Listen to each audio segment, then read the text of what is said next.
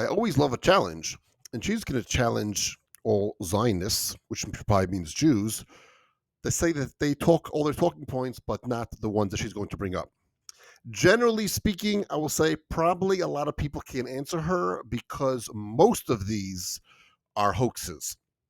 Let's respond to them in kind. Go ahead. Zionists have everything to say until they hear about Havara agreement. Havar Agreement was an agreement between Zionists, which were lots of groups that were in Europe, with the National Socialist government to try to get 60,000 Jews out of Germany before the war, before borders closed, before extermination. That's simple. They bribed the German government to allow Jews to leave. At that time, the head of the National Socialist government, her leader, was not sure what to do with the Jews. He was happy to expel them, but he wanted all their possessions with them. This agreement ensured that the Jews were able to leave with their possessions and resettle.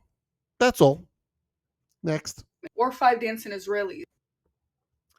The five dancing Israelis. They were not dancing, they were not celebrating. They were filming, and they happened to be Mossad because they had informed the United States government of what was going to happen. And all the information that was found by them was evidence that they proved exactly what was going to happen and how it was going to happen. And the FBI and the CIA did absolutely nothing about it. Or bombs and toys in Lebanon. That was a debunked hoax. Israel did not drop any toys into Lebanon.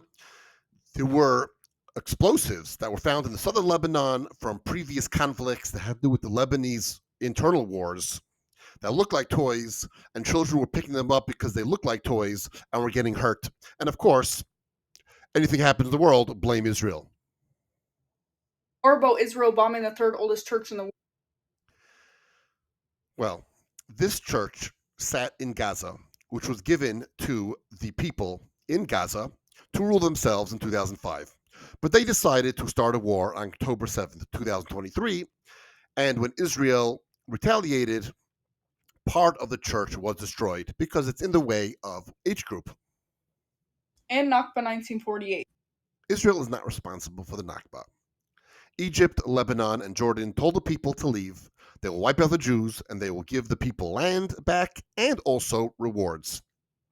But the five Arab armies that attacked in May of 1948, they lost. And they could not give back land, and they certainly were not going to give financial incentives after they lost the war. So instead, what happened? Lebanon, to this day, by the way, Egypt till 1967, and Jordan till 1967 held these people in refugee camps. Did not let them leave, did not let them disperse, kept them in refugee camps. And till this day, even though almost every single one of those original refugees have passed away, all their children are now considered for some reason refugees. That's perplexing. Samson option. The Samson option is like every other country that has a nuclear warhead. United States, Korea, China, England. Anyone who has nuclear power has the Samson option. You bomb us with nuclear, we are going to bomb you with nuclear. That's all. But the fact that she's making a big deal about Israel shows her anti Semitism. We could even bring up Theodore Herzl. What's with Theodor Herzl? He had a beard? Come on. And the list goes on. So don't If the list goes on and on, bring it. Any questions? Let me know.